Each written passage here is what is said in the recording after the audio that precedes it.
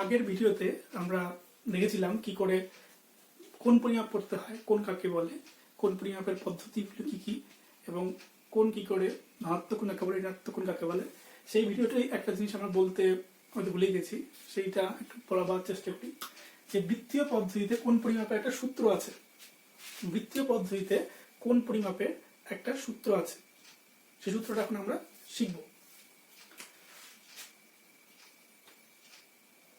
বৃত্তীয় পদ্ধতিতে কোণ ইকুয়াল টু কি, বৃত্তচাপ বাই ব্যাসার্ধ। ঠিক আছে, বৃত্তীয় পদ্ধতিতে কোণ পরিমাপের সূত্রটা হলো বৃত্তচাপ বাই ব্যাসার্ধ। এর সাহায্যে আমরা বিভিন্ন কোণের মান নির্ণয় করতে পারবো। ঠিক আছে, এটা পরবর্তীকালে আমরা কোণকে আমরা একটা গ্রিক লেটার বা গ্রিক অ্যালফাবেট থিটা দিয়ে প্রকাশ করা হয়, আর বৃত্তচাপকে সাধারণত এস দ্বারা প্রকাশ করা হয়। ঠিক আছে, এবং ব্যাসার্ধকে আর দিয়ে প্রকাশ করা হয়। বৃত্তচাপ ইকুয়াল টু কি, সরি, কোণ ইকুয়াল টু কি, বৃত্তচাপ বাই ব্যাসার্ধ। পরবর্তীকালে এই সূত্রের ব্যবহার আমরা যখন আমরা চ্যাপ্টার অঙ্ক করবো তখন এই সূত্রের ব্যবহার আমরা দেখতে পাবো। কথা মতো যেটা কথা দিয়েছিলাম তোমাদের, আজকে আমরা শিখবো সাইন কস ট্যান আসলে এগুলো কি এবং এদের কি করে তৈরি হয় বা কি করে এদের মানে কি। ঠিক আছে, এই ভিডিওতে আমরা সাইন কস ট্যান সম্পর্কে আলোচনা করব। তার আগে ক্লাস 10-এ যেহেতু সমকোণী ত্রিভুজ এই ব্যাপারটা খুব গুরুত্বপূর্ণ, ক্লাস 10-এর মানে ত্রিকোণমিতির বেস করেই আছে হলো সমকোণী ত্রিভুজের উপরে। তাই আমরা প্রথমে সমকোণী ত্রিভুজটা কি এবং সমকোণী ত্রিভুজের বিভিন্ন বাহুর কি কি নাম, তাদের ধর্ম কি কি বা কোন বাহুটা বড়, সেটা এখন আমরা আস্তে আস্তে শিখবো। তাহলে প্রথমে মনে রাখতে হবে যে ক্লাস 10-এর মোটামুটি সব ত্রিকোণমিতির যতগুলো অঙ্ক আছে বেশিরভাগ অঙ্কই বেস হলো সমকোণী ত্রিভুজ। এই সমকোণী ত্রিভুজটা যদি আমাদের ভালো করে ধারণা হয়ে যায় তাহলে আমরা এই ক্লাস 10-এর অঙ্কগুলো খুব সহজেই করতে পারবো। সমকোণী ত্রিভুজ মানে কি, যে ত্রিভুজের একটা কোণ সমকোণ। তোমরা জানো এটা, যে ত্রিভুজের একটা কোণ সমকোণ, সমকোণ মানে কি 90 ডিগ্রি। যে ত্রিভুজের একটা কোণ সমকোণ তাকে বলা হয় সমকোণী ত্রিভুজ। বুঝতে পারলে? এবং সমকোণী ত্রিভুজের প্রত্যেকটা বাহুরই আলাদা আলাদা করে নাম আছে, সেটা আমরা আগে জানতাম বা ছোটবেলায় শিখেছ। সবার প্রথমে যেই বাহুটা খুব ইম্পর্টেন্ট সমকোণী ত্রিভুজের ক্ষেত্রে সেটা হলো অতিভুজ। তাহলে অতিভুজ কাকে বলে? সমকোণী ত্রিভুজের সমকোণটা যে আছে তার বিপরীতে যে বাহু থাকবে সেটাকে বলবো আমরা অতিভুজ। সমকোণী ত্রিভুজের সমকোণের বিপরীতে যে বাহুটা আছে, এই যে বড় বাহুটা, এটাকে বলবো আমরা অতিভুজ, বা ইংরেজিতে বলা হয় হাইপোটেনিয়াস। ঠিক আছে, এটা হলো অতিভুজ। আর অতিভুজ হলো সমকোণী ত্রিভুজের সব থেকে বড় বাহু। ঠিক আছে, এইবার সমকোণী ত্রিভুজের বাকি যে দুটো বাহু আছে এদেরও আলাদা আলাদা করে নাম আছে। এবার দেখবো যে এই বাহুগুলোর কি নাম এবং এই নামগুলা এদের কি করে দেওয়া যায়। প্রথমেই এই ছোটবেলায় আমরা শিখেছিলাম এই বাহুটাকে আমরা সাধারণত ভূমি ধরতাম এবং এই বাহুটাকে আমরা উচ্চতা ধরতাম বা লম্ব ধরতাম। ঠিক আছে, কিন্তু এই ভূমি আর লম্ব ডিপেন্ড করবে এই ত্রিভুজের বাকি যে সমকোণ বাদে যে বাকি দুটো সূক্ষ্মকোণ আছে তাদের উপরে। যদি আমরা এই কোণের সাপেক্ষে বলি, যদি আমরা এই কোণটাকে থিটা ধরি এবং এই সমকোণী ত্রিভুজটার নাম যদি আমরা এবিসি দিয়ে দিই, যদি আমরা এই কোণের সাপেক্ষে বলি তাহলে এই কোণের যে বিপরীত বাহুটা হবে সেটাকে আমরা সাধারণত লম্ব বলবো। কি বললাম? যদি এই কোণটাকে যদি আমরা ধরি থিটা বা এই কোণের সাপেক্ষে যদি বলি তাহলে এই কোণের যে বিপরীত বাহু এটা হয়ে যাবে তখন, মানে এই কোণের বিপরীত বাহু বলতে এটাকে বোঝাতে যাচ্ছে, এই কোণের বিপরীত বাহু হলো এবি, এই এবি বাহুটা হয়ে যাবে লম্ব এবং বাকি যে বাহুটা পড়ে থাকবে সেটাকে বলবো আমরা ভূমি। এটাকে লম্বকে বলা হয় হাইট আর ভূমিকে বলা হয় বেস। ঠিক আছে, তাহলে যদি তোমাদের কোশ্চেন আসতে পারে স্যার যদি এই কোণের সাপেক্ষে এটা লম্ব হয় তাহলে আগে ব্যাপারটাকে ভালো করে বুঝিয়ে নিই। তাহলে কি বলে, প্রথমে এটা হলো সমকোণী ত্রিভুজ এবিসি। কি এবিসি একটি সমকোণী ত্রিভুজ যা অ্যাঙ্গেল এবিসি 90 ডিগ্রি, বাকি সমকোণ। ঠিক আছে, এই এবিসি এই কোণটাকে বলবো সমকোণ। ঠিক আছে, এবার সমকোণের বিপরীত বাহুকে কি বলে? অতিভুজ। সবসময় সমকোণের বিপরীত বাহু অতিভুজ হবে, এবং অতিভুজটাই হলো সমকোণী ত্রিভুজের সব থেকে বৃহত্তম বাহু।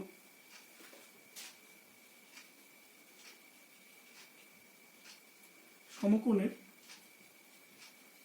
বিপরীত বাহুকে অতিভুজ বলে। তাহলে সেক্ষেত্রে এখানে অতিভুজ কোনটা? এসি। ঠিক আছে, এইবার যদি এই কোণের সাপেক্ষে বলি আমরা, কি কোণটার নাম কি? এ সি বি বলতে পারো, বা বি সি এ বলতে পারো, যেটাই খুশি তোমাদের বলতে পারো। এই A C B, angle A C B, এই কোণের সাপেক্ষে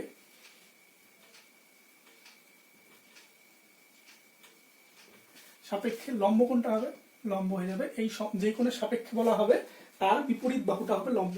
তাহলে এই কোণের সাপেক্ষে এটার বিপরীত বাহু কোণটা এবি, তাহলে এবি হবে লম্ব, এবং বাকি যে বাহুটা পড়ে থাকবে সেটাকে বলবো আমরা ভূমি। তাহলে বিসি হবে হলো ভূমি। ঠিক আছে, বুঝতে পেরেছ? এইবার যদি, এবং অতিভুজটা কি হবে? এসি হবে অতিভুজ। আমরা যেই কোণের সাপেক্ষে বলি না কেন, অতিভুজের কিন্তু কোনো পরিবর্তন হবে না, শুধু কোণের সাপেক্ষে, যেই কোণের সাপেক্ষে বলা হবে সেখানে লম্ব আর ভূমি চেঞ্জ হবে। দেখো আমরা কি করে বলছি। এইবার যদি আমরা এই কোণের সাপেক্ষে যদি বলার চেষ্টা করি, যদি এই কোণের সাপেক্ষে বলার চেষ্টা করি, তাহলে এই কোণের যে বিপরীত বাহু কোনটা? বিসি বাহু। তাহলে বিসি বাহুটা হয়ে যাবে তখন লম্ব, এবং অবশিষ্ট যে বাহুটা পড়ে থাকবে সেটা হয়ে যাবে কত? কি হয়ে যাবে? ভূমি। তাহলে একই ত্রিভুজের ক্ষেত্রে ত্রিভুজ এ বি সি এর অ্যাঙ্গেল, এই কোণটার নাম কি? বি এ সি বলতে পারো, তা সি এ পি বলতে পারো, বি এ সি। এবিসি ত্রিভুজের বিএসি কোণের সাপেক্ষে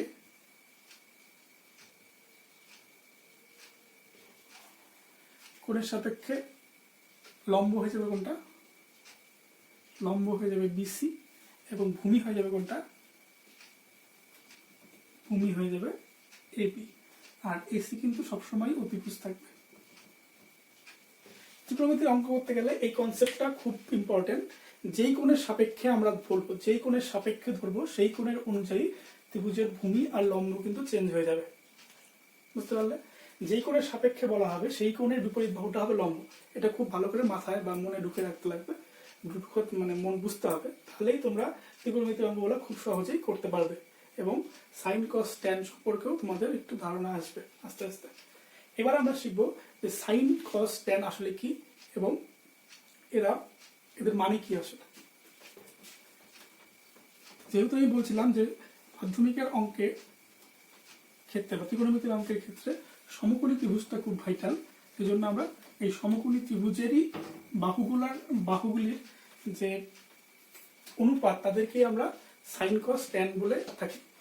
মানে সাইন কস ট্যান আসলে কিছুই না, যে সমকোণী ত্রিভুজের যে বাকি যে তিনটে যে বাহু আছে তাদের বিভিন্ন বাহুর মধ্যেকার অনুপাতকে আমরা বলবো সাইন কস ট্যান। আসলে প্রথমে দেখি আমরা সমকোণী ত্রিভুজটা আঁকি।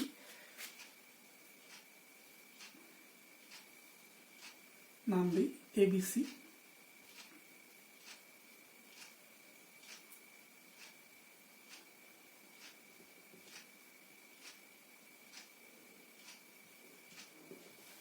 আমরা সাধারণত এই কোণের সাপেক্ষেই বের করি সবকিছু। তাহলে এই কোণের সাপেক্ষে, ঠিক আছে, এই কোণটাকে থিটা ধরলাম। থিটা হলো একটা Greek alphabet. Theta, beta, gamma, alpha, এগুলো তোমরা আস্তে আস্তে শিখবে। একই গ্রিক অ্যালফাবেট, এগুলো আসলে কিছুই না, শুধু নাম। যেমন এ বি সি এক্স ওয়াই যেটা আমরা নাম ধরতাম, সেরকমই থিটা একটা হলো গ্রিক অ্যালফাবেট। ভয় পাওয়ার কিছু নেই, ঠিক আছে। তাহলে এই কোণের সাপেক্ষে কি কি আগে লিখে নিই। ত্রিভুজ এ বি সি এর angle A B C equal to 90 degree. তাহলে সমকোণ পেয়ে গেলাম এটা। তো যখন এটা এ বি সি সমকোণ 90 ডিগ্রি হয়ে গেল, তাহলে তার বিপরীত বাহুটা কি হবে?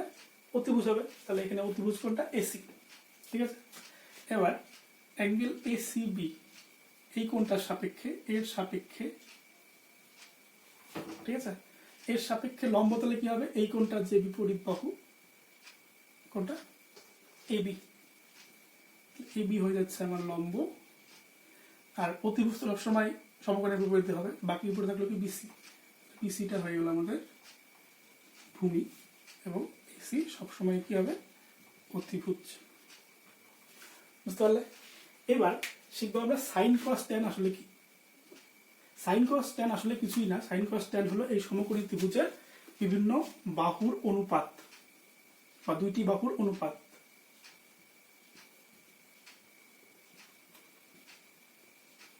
ঠিক আছে, প্রথমে আমরা শিখি সাইন থিটা। থিটা বলতে এই কোণের সাপেক্ষে এই সাইনের মানটা মানেটা কি, মানে সাইন কথাটার অর্থ কি? সাইনের অর্থটার অর্থ হলো এই কোণের সাপেক্ষে ত্রিভুজের কোন দুটা বাহুর অনুপাতকে বোঝানো হচ্ছে। সাইন থিটা মানে এখানে লম্ব বাই অতিভুজ, এই অনুপাতটাকে বোঝাচ্ছে। বুঝতে পারলে? সাইন থিটা মানে থিটা কোণের সাপেক্ষে সাইন অক্ষরের অর্থ হলো এই লম্ব আর অতিভুজের অনুপাতকে আমরা সাইন থিটা বলি। বুঝতে পারলে? একই রকম করে কস থিটা মানে কি? কসের ফুল ফর্ম হলো কোসাইন। ঠিক আছে, এই শর্ট ফর্মে লেখে কস, মানে থিটা কোণের সাপেক্ষে কস মানে কি? কস হলো একটা অনুপাত, এই অনুপাতটা কি? ভূমি আর অতিভুজের অনুপাত। বুঝতে পারলে? একই রকম করে ট্যানজেন্ট হলো এটার ফুল ফর্ম, এটাকে আমরা ছোট করে ট্যান লিখি, TAN, থিটা, মানে থিটা কোণের সাপেক্ষে ট্যান হলো আরো দুটা বাহুর অনুপাত। সেই অনুপাতগুলো কি? ট্যান মানে হলো লম্ব আর ভূমির অনুপাত। বুঝতে পারলে আশা করি? সাইন আসলে কি? সাইন হলো লম্ব আর অতিভুজের অনুপাত। কস কি? ভূমি আর অতিভুজের অনুপাত। ট্যান কি? ট্যান মানে ট্যানজেন্ট, কসকে কোসাইন বলা হয়, শর্ট ফর্ম হলো কস। ট্যান মানে ট্যানজেন্ট একটা অনুপাত, সেটা শর্ট ফর্ম লেখে ট্যান, সেটা হলো লম্ব আর ভূমি অনুপাত।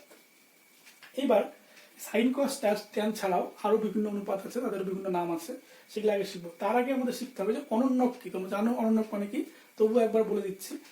অনন্যক মানে কি? সাপোজ ধরো a বাই বি এর অনন্যক কি হবে? অনন্যক হবে হলো বি বাই এ, মানে অনন্যক হলো উল্টে যাওয়া। বুঝতে পারলে? মানে a বাই বি এর অনন্যক হবে বি বাই এ।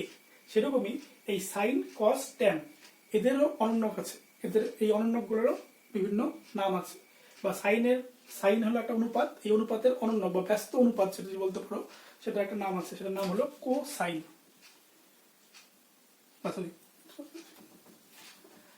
সাইনের যে অনন্যক তাকে বলা হয় কোসেক। তা অনন্যক মানে কোসেক থিটা হবে এখানে।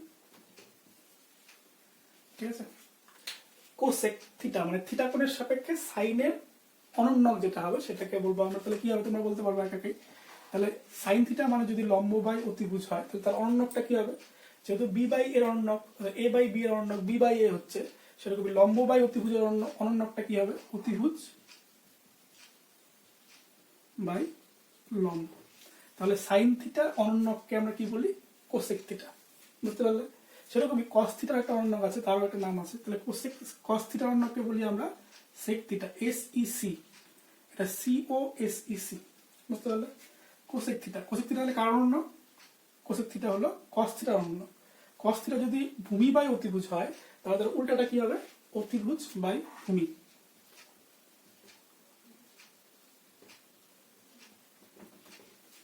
ঠিক আছে, সেই একই রকম করে ট্যানের একটা অনন্যক আছে, ট্যানের অনন্যককে বলি আমরা কট, COT, caught theta. Caught theta equal to কি হবে? যেহেতু ট্যান থিটা মানে লম্ব বাই ভূমি, তাহলে কট থিটা ইকুয়াল টু হচ্ছে হলো ভূমি বাই লম্ব। বুঝতে পারলে? তাহলে সাইন থিটা মানে হলো লম্ব বাই অতিভুজ, কস থিটা মানে হলো ভূমি বাই অতিভুজ, আর ট্যান থিটা মানে হলো লম্ব বাই ভূমি। সাইন কস আসলে কি?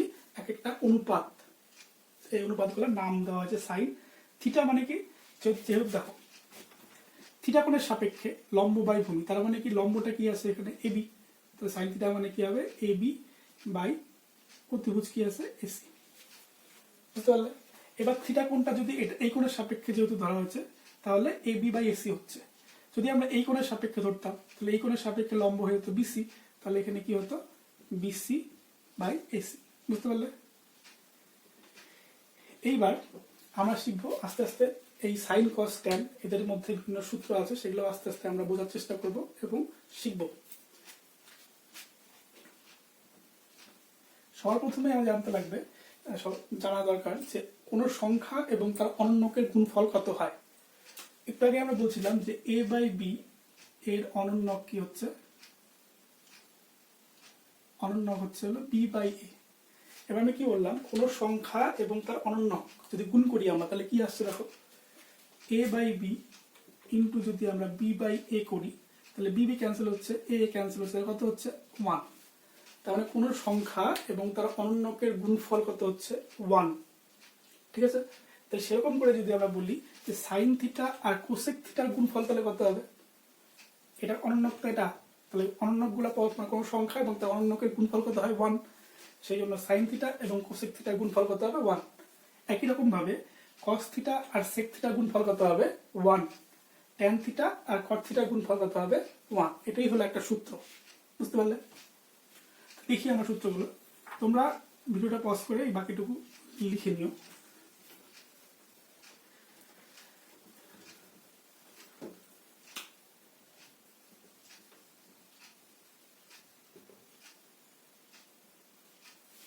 ঠিক আছে, তাহলে কি বললাম, সাইন থিটা এবং তার অন্য কি কোসেক থিটা, এদের গুণফল কত হবে 1। ঠিক আছে, সে একই রকম করে কস থিটা এবং তার গুণ অনন্যকের নাম কি সেক থিটা, এদের গুণফল কত হবে 1। ঠিক একই রকম করে ট্যান থিটা এবং তার অনন্যক কি কট থিটা, এদের গুণফল কত হবে 1। এবার আমরা এই যে সূত্রটা আছে, এই তিনটাই সূত্র তোমাদের জানতে হবে। কি করে আসবে এটা বললাম, কোনো সংখ্যা এবং তার অনন্যকের গুণফল কত হয় 1। তোমাদের যদি আরো ভালো করে বুঝতে হয়, তাহলে আমরা অতিভুজকে আমরা লিখি হাইপোটেনিয়াস বা এইচ, লম্বকে আমরা লিখি সাধারণত এল দিয়ে প্রকাশ করি, আর ভূমিকে আমরা বি দিয়ে যদি প্রকাশ করি তোমাদের বোঝানোর জন্য। তাহলে একটু আগে আমরা শিখলাম যে সাইন থিটা মানে কি, সাইন থিটা মানে শিখছিলাম আমরা লম্ব বাই অতিভুজ, আর লম্ব বাই হাইপোটেনিয়াস মানে হাইট বাই হাইপোটেনিয়াস। ঠিক আছে, কিন্তু কোসেক থিটা মানে কি, কোসেক থিটা মানে শিখছিলাম যে সাইন থিটা যা থাকবে তার অনন্যক না হাইপোটেনিয়াস বাই লম্ব। দুটো কাটাকাটি করলে কত হচ্ছে 1, জন্যই লেখা হয় সাইন থিটা এবং কোসেক থিটার গুণফল কত হচ্ছে 1। আশা করি বুঝতে পেরেছো সবাই। এবার আমরা দেখব যে সাইন, তাহলে এই সূত্র থেকে আমরা আরেকটু জানতে পারি যে সাইন থিটা ইকুয়াল টু কি, তাহলে তো কোসেক থিটাটা গুণ আছে এই পাশে, তাহলে এই পাশে গেলে কি হবে ভাগ, তো সাইন থিটাকে আমরা লিখতে পারি 1 বাই কোসেক থিটা। ঠিক আছে, একই রকম করে যদি আমরা কোসেক থিটার মানটা বের করতে যাই, তাহলে কোসেক থিটাটা এপাশে রেখে দেবো, এটাই সাইন থিটা কি গুণ আছে, এপাশে চলে আসলে কি হবে 1 বাই সাইন থিটা। কারো বুঝতে অসুবিধা হলো, এই সূত্র থেকে আমরা একটু বিস্তারিতভাবে লেখার চেষ্টা করলাম। ঠিক আছে, যদি এই সূত্র বুঝে থাকো তাহলে তোমরা আরামসে এটা লিখতে পারবে বা বুঝতে পারবে। তাহলে এবার কস থিটা ইকুয়াল টু কি লিখতে পারবো, তাহলে cos theta equal to 1 by sec theta. ঠিক আছে, একই রকম করে সেক থিটা ইকুয়াল টু কি লিখতে পারবো আমরা 1 বাই কস থিটা, যেহেতু এটা অনন্য লেখা যায়। একই রকম করে ট্যান থিটা ইকুয়াল টু কি লিখতে পারবো আমরা 1 বাই কট থিটা, আর কট থিটা ইকুয়াল টু কি লিখতে পারবো 1 বাই ট্যান থিটা। এর মধ্যে একটা সূত্র আমাদের শেখা হয়ে গেল। ঠিক আছে, এইবার আমরা তার পরবর্তী সূত্রে চলে যাই। ধরো ভিডিওটা পজ করে নিয়ে তুলতে পারো।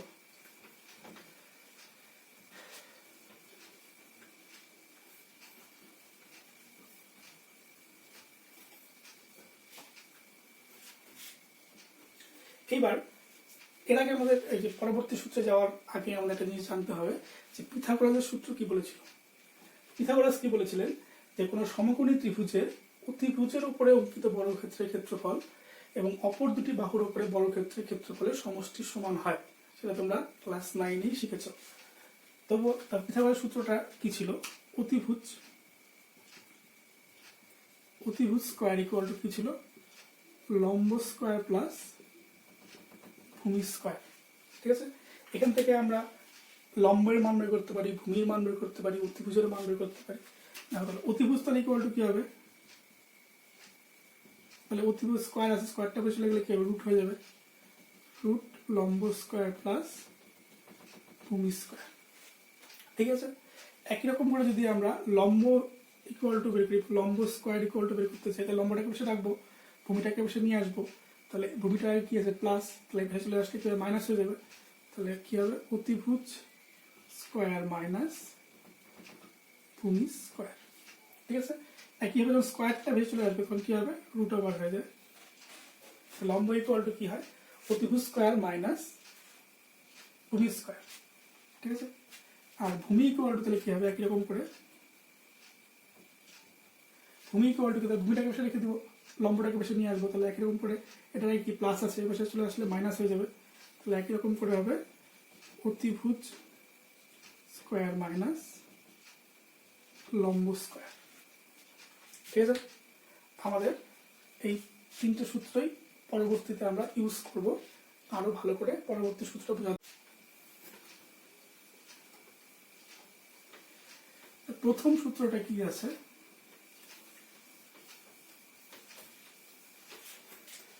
প্রথম সূত্রটা বলা আছে যে sine square theta plus cos square theta equal to 1। এটা কেন হয় প্রথমে আমরা দেখি যে কেন সাইন স্কোয়ার থিটা আর cos square theta equal to 1 হয়, তারপরে আমরা এর পরবর্তী যে সূত্রগুলো আছে সেগুলোতে যাব। আমরা কোনো সূত্রকেই না বুঝে শিখবো না, প্রথমে আমরা এই সূত্রটাকে ভালো করে শিখবো যে কেন sine square theta plus cos square theta equal to 1 হচ্ছে। তাহলে আমরা সাইন থিটা ইকুয়াল টু আমরা আগেই দেখেছি, সাইন থিটা ইকুয়াল টু কি হয় লম্ব স্কোয়ার প্লাস লম্ব স্কোয়ার বাই অতিভুজ স্কোয়ার। মানে যেহেতু সাইন থিটা মানে কি ছিল, সাইন থিটা মানে ছিল লম্ব বাই অতিভুজ, যেহেতু এখানে স্কোয়ার দেওয়া আছে তাহলে আমরা লিখতে পারি লম্ব স্কোয়ার বাই অতিভুজ স্কোয়ার প্লাস কস থিটা মানে আমরা কি দেখেছিলাম, কস থিটা মানে দেখেছিলাম আমরা কস থিটা মানে ছিল ভূমি বাই অতিভুজ, তাহলে এখানে স্কোয়ার আছে যেহেতু কস হয় তাহলে আমরা লিখতে পারি ভূমি স্কোয়ার বাই অতিভুজ স্কোয়ার। এবার আমরা লসাগু করতে পারি, লসাগু যদি করি তাহলে নিচের হরগুলো লসাগু করলে হচ্ছে অতিভুজের স্কোয়ার, তাহলে উপরে কি হচ্ছে লম্ব স্কোয়ার প্লাস ভূমি স্কোয়ার। তাহলে একটু আগে পিথাগোরাসের সূত্র দেখছিলাম, পিথাগোরাসের সূত্রে কি বলা হয়েছিল লম্ব স্কোয়ার প্লাস ভূমি স্কোয়ার ইকুয়াল টু অতিভুজ স্কোয়ার। কারণ আমরা জানি পিথাগোরাসের সূত্র অনুযায়ী অতিভুজ স্কোয়ার ইকুয়াল টু লম্ব স্কোয়ার প্লাস ভূমি স্কোয়ার। তো সেই সূত্র ইউজ করে যদি আমরা লিখি এখানে উপরটা তাহলে কি হয়ে যাচ্ছে অতিভুজ স্কোয়ার, নিচে কি হচ্ছে অতিভুজ স্কোয়ার, তাহলে এটা ক্যান্সেল হয়ে যাচ্ছে, কত হচ্ছে 1। সেই জন্যই লেখা হয় যে sine square theta plus cos square theta equal to 1। আশা করি সবাই বুঝতে পেরেছ।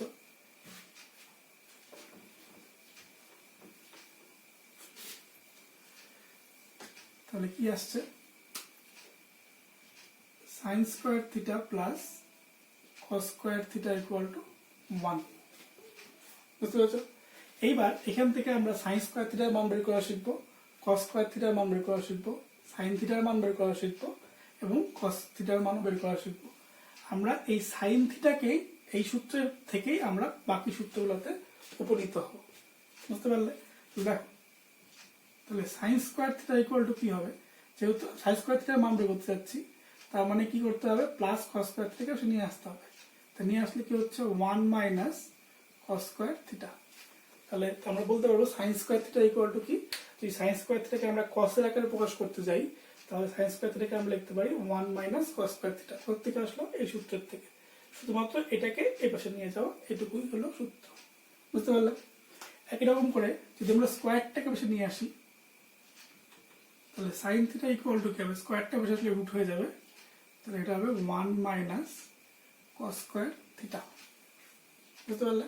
তাহলে এখান থেকে আমরা সাইন স্কোয়ার থিটার মান বের করা শিখলাম, বা সাইন স্কোয়ার থিটাকে কসের আকারে প্রকাশ করা শিখলাম এবং সাইন থিটাকে কসের আকারে প্রকাশ করা শিখলাম।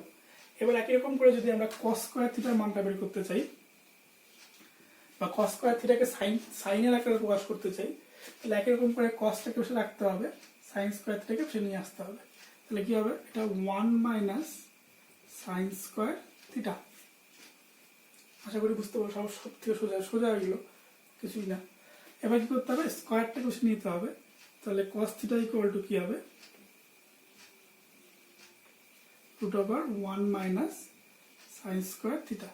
এই প্রত্যেকটাই কিন্তু আমাদের কোনো না কোনো অঙ্কে ইউজ করতে হবে, যখন আমাদের যেরকম দরকার হবে সেই অনুযায়ী আমাদের এইগুলোকে ইউজ করতে হবে।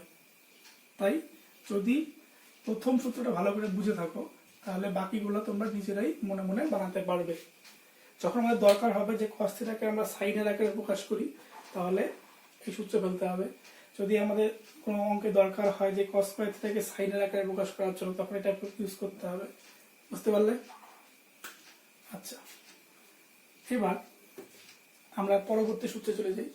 সূত্র কিন্তু এখানে একটাই, ঠিক আছে? এই সূত্র থেকেই আমরা পরবর্তী যে সূত্রগুলো আছে এগুলোতে উপনীত হলাম, এবং যখন আমাদের যেরকম অঙ্কের মধ্যে যেরকম ইউজ করতে হবে আর যে জিনিসগুলো দরকার হবে সেগুলো আমরা বের করে ইউজ করব। বুঝতে পারলে? তা পরবর্তী সূত্রে যাই। পরবর্তী সূত্রে বলা হয়েছে যে sec square theta minus tan square theta equal to 1। তাহলে এটা আমরা দেখি যে কেন এটা 1 হচ্ছে এবং কেন এইটাকে sec square theta minus tan square থিটাকে 1 করা হয়। তাহলে sec মানে আমরা কি লিখেছিলাম? sec থিটা হলো cos থিটার অনন্য, ঠিক আছে? তাহলে cos থিটাকে উল্টা করে লিখলে কি হচ্ছে? অতিভুজ বাই ভূমি, ঠিক আছে? যেহেতু কোসেক sec থিটার স্কয়ার আছে তাহলে এটা হবে মাইনাস tan থিটা মানে কি? tan থিটা মানে আমরা শিখেছিলাম লম্ব বাই ভূমি, ঠিক আছে? লম্বটা হলো যেহেতু tan স্কয়ার আছে তাহলে স্কয়ার হয়ে যাচ্ছে, যদি লসাগু করি তাহলে কত হচ্ছে? b square. তাহলে হচ্ছে এখানে h square minus l square. পিথাগোরাসের সূত্র আমরা শিখেছিলাম যে অতিভুজ স্কয়ার বা লম্ব স্কয়ার প্লাস ভূমি স্কয়ার, লম্ব স্কয়ার প্লাস ভূমি স্কয়ার ইকুয়াল টু অতিভুজ স্কয়ার, শিখেছিলাম না একটু আগে? এবার আমাদের কিসের মান দেখো, এটা দেওয়া আছে, তার মানে যদি আমরা লম্বটাকে বসে নিয়ে যাই তাহলে কি পাওয়া যাচ্ছে? ভূমি স্কয়ার ইকুয়াল টু অতিভুজ স্কয়ার মাইনাস লম্ব স্কয়ার, ঠিক আছে? তাহলে অতিভুজ স্কয়ার মাইনাস লম্ব স্কয়ারকে আমরা ভূমি স্কয়ার লিখতে পারি। তো যদি আমরা লিখি এটা ভূমি স্কয়ার, তাহলে ভূমি স্কয়ার ক্যান্সেল হয়ে যাচ্ছে, তাহলে কি হচ্ছে এখানে 1। সেই জন্যই sec square theta plus minus tan square theta এটাকে 1 লেখা হয়। বুঝতে পারলে আশা করি?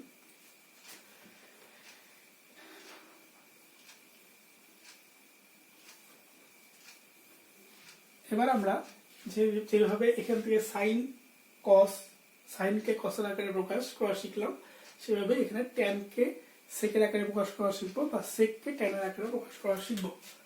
তাহলে sec square theta equal to কি? এখানে প্লাস আছে, তাহলে অবশ্যই নিয়ে গেলে এটা সরি মাইনাস আছে, এটা অবশ্যই নিয়ে গেলে প্লাস হয়ে যাচ্ছে, তাহলে 1 প্লাস tan স্কয়ার থিটা। তাহলে sec স্কয়ার থিটাকে যদি আমাদের কোনো অঙ্কে ট্যানের আকারে প্রকাশ করতে হয় তাহলে sec স্কয়ার থিটাকে আমরা কি লিখতে পারবো? 1 প্লাস tan স্কয়ার থিটা। একই রকম করে যদি sec থিটাকে ট্যানের আকারে প্রকাশ করতে হয় তাহলে স্কয়ারটাকে শুধু অবশ্যই নিয়ে দিতে হবে, তাহলে এটা হচ্ছে হয়ে গেল root 1 plus tan square theta.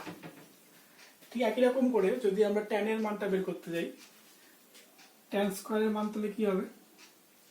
tan square theta equal two এই tan স্কয়ারটাকে আমরা এই পাশে নিয়ে যাব এবং 1টাকে নিয়ে আসবো এই পাশে, তাহলে কি হচ্ছে দেখো sec স্কয়ার থিটা 1টাকে নিয়ে আসলে -1। ঠিক একই রকম করে যদি আমরা tan থিটা ইকুয়াল টু বের করি তাহলে কি হবে? Root over sec square theta -1, ঠিক আছে? যখন আমাদের কোনো অঙ্কের মধ্যে প্রয়োজন হবে যে আমরা সেককে ট্যানে প্রকাশ করি বা সেককে ট্যানের আকারে প্রকাশ করতে পারলে যদি আমাদের অঙ্কে আসে যদি কোথাও ইউজ করতে হয় যে sec স্কয়ার থিটাকে আমরা ট্যানের আকারে প্রকাশ করতে চাই তাহলে এই সূত্র ইউজ করতে পারি। একই রকম করে sec থিটাকে ট্যানের আকারে প্রকাশ করতে গেলে আমরা এই সূত্র ইউজ করতে পারি। সিমিলারলি একই রকম করে যদি আমরা tan স্কয়ার থিটার মান বের করতে চাই তাহলে সেটাকে sec স্কয়ার থিটার আকারে প্রকাশ করতে গেলে সেটাকে এভাবে লিখতে পারি। এই গেল আমাদের দ্বিতীয় সূত্র, ঠিক আছে? তার পরবর্তী সূত্র হলো cosec square theta minus cot square theta equal to 1, ঠিক আছে? এটা হলো cosec square theta minus cot square theta equal to 1। এটা তোমরা বাড়িতে চেষ্টা করবে, দেখবে কিভাবে এটা 1 হচ্ছে। cosec মানে কি সাইনের অনন্য, তাহলে কোসেককে আমরা কি লিখতে পারি, অতিভুজ বাই লম্ব। তাহলে এখানে যেহেতু স্কোয়ার আছে তাহলে অতিভুজ স্কোয়ার বাই লম্ব স্কোয়ার হয়ে যাবে। কট কি, ট্যানের অনন্য, ট্যান কি ছিল, লম্ব বাই ভূমি, তাহলে কটটা হয়ে যাবে তোমার ভূমি বাই লম্ব। ঠিক আছে, যেহেতু স্কোয়ার আছে তারপর লসাগু করবে, আগের যেভাবে করলাম আমরা, তারপরে দেখবে কি করে তোমার 1 আসছে। ঠিক আছে, এখান থেকে বাড়িতে হোমওয়ার্ক থাকলে তোমরা বাড়িতে চেষ্টা করবে।